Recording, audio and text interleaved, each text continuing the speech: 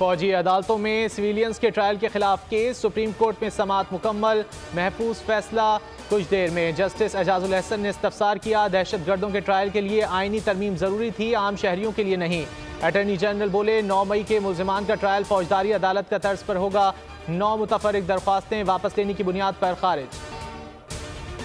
Election 90 रोज में कराने की पटिशंस, चीफ जस्टिस काजी फायज ईसा ने रिमार्क्स दिए, ये फौरी नौयत का मामला था, बर वक्त दरख्वास्त मुकर्रर होती तो फैसला हो चुका होता। जस्टिस अतहर मिनुल्लाह ने कहा कि आइन की खिलाफ वर्जी तो हो चुकी, नई मरदमशुमारी से इलेक्शन में मजीद ताखीर होगी। हुक्मनामा जारी, इलेक्शन कमीशन और विफाक को नोटिस, समाअत 2 नवंबर तक मुलतवी। साइफर केस, चेयरमैन PTI और शाह महमूद कुरैशी पर फर्द जुर्म, मुल्जिमान का सिहत जुर्म से इनकार। ऑफिशियल सीक्रेट एक्ट खुसूसी अदालत में 27 अक्टूबर को गवाह तलब। जेल ट्रायल के खिलाफ शाह महमूद की दरख्वास्त, इस्लामाबाद हाई कोर्ट में फैसला महफूज।